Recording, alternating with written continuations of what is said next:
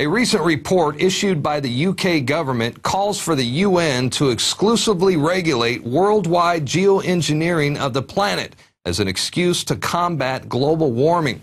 There are numerous patents and scientific proposals that focus around using man-made clouds and dispersal of aerosols to alter the atmosphere. Discussion of geoengineering technology is often framed as a future consideration, but governments are already conducting such programs at an advanced stage. And we are now joined by Rosalind Peterson of the Agriculture Defense Coalition, which is a watchdog group that monitors uncontrolled experimental weather modification programs and geoengineering. AgricultureDefenseCoalition.org is the website. And Rosalind, right out the gate, I wanted to ask you about the calls on behalf of scientists to reduce global warming by injecting the atmosphere with aerosols. And we know the old saying goes, it's not nice to fool with Mother Nature. Do you think that the governments are exploiting global warming as an excuse to play God? I think that they are. Many of the scientists, and there aren't many really, that are advocating geoengineering or climate remediation, they sometimes call it, but they're talking about solar radiation management, which means that you're going to add particles and gases into the atmosphere artificially to reduce the amount of direct sunlight reaching the Earth. And the idea is to use these schemes to mask the symptoms. They will have no effect on climate as far as changing our climate, and they won't have impacts on the weather, except that when you reduce the amount of direct sunlight reaching the Earth, it does have an effect on ocean climate and our weather in that means. And so what's happening is that we are using and talking about these schemes in a way that says that we want to control the entire Earth's atmosphere, and that we're going to increase the pollutants and other things that are going to come down from these pollutants, chemicals and particles reaching the Earth after a period of time after they're introduced into the atmosphere by the ton.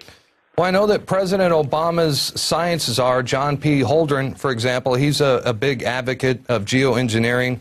There are proposals to disperse sulfur dioxide to reflect sunlight.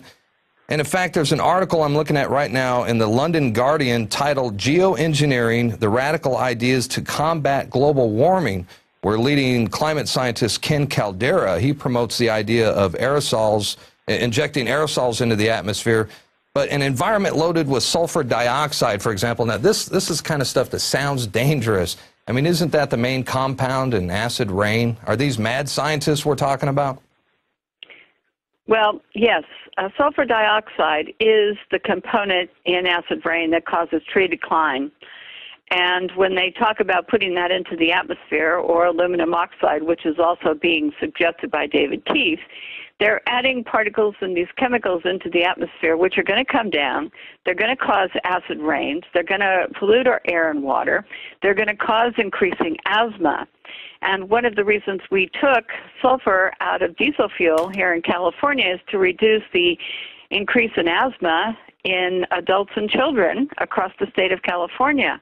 And now we're going to add it back into the atmosphere, supposedly to reduce global warming.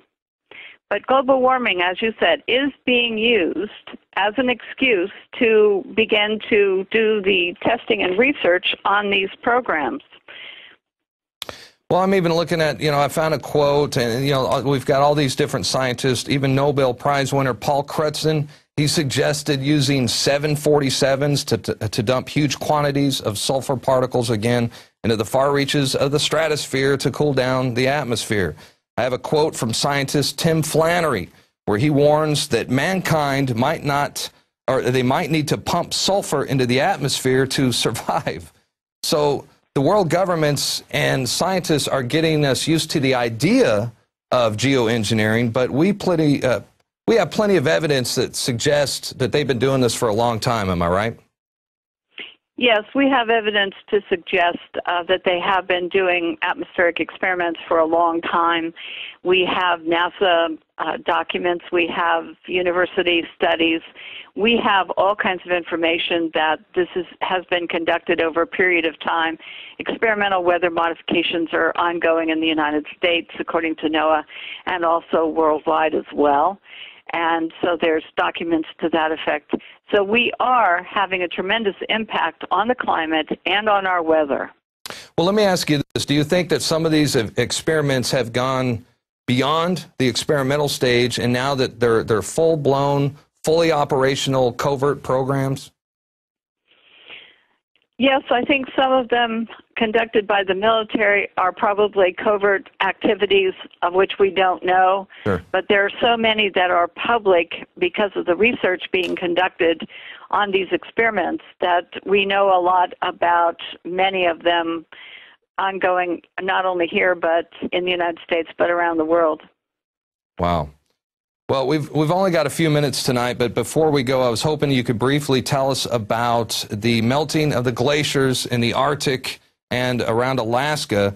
You posted some very interesting research on your website where it appears that many government agencies and leaders in the United States have discussed how the natural resources of those areas could be exploited if those areas were artificially warmed. I thought that was very interesting. I was hoping you could elaborate on that.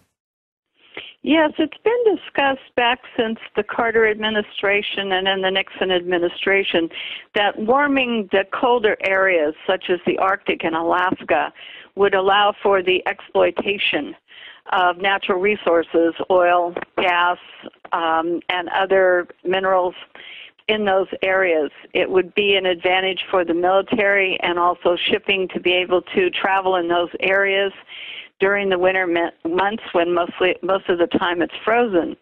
And Shell Oil has talked to Charlie Rose a couple of years ago in a program where they talked about being able to get in now that the climate is changing there and things are warming so that they can extract oil and natural gas in the regions. And now the permits are being approved for them and other companies to do so.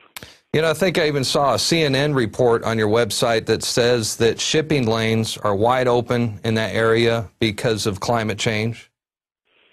Yes, that's correct. And also there's military threats of engagement as well between Russia and the United States in that CNN report, which I do have on the Alaska section of my website. And you can really now look and see just exactly how much money and how much they want to continue to artificially warm those areas, because if they froze again, then they couldn't do the exploitation of the oil and natural gas in those areas. So there's actually part of our government is thinking about and wants to keep this artificial warming that's occurring partially because of aviation jet contrails, according to Stanford reports and NASA reports that these contrails warm the environment. And when you keep those contrails up, contrails produce water vapor, jet engines produce water vapor. So we're artificially warming those areas, and I think it's for financial exploitation of those areas. Wow, interesting indeed. Well, we certainly want you to keep us posted on any new developments there. Meanwhile, I encourage everyone to visit the Agriculture Defense Coalition website. I mean, it is loaded with valuable information. It's got all kinds of studies, PDF files, videos, you name it.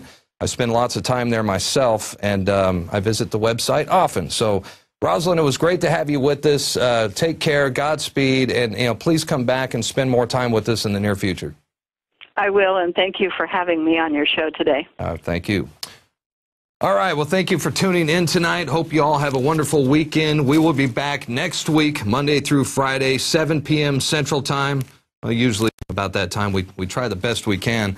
Until then, good night, God bless, and we'll catch you again next week. Thank you.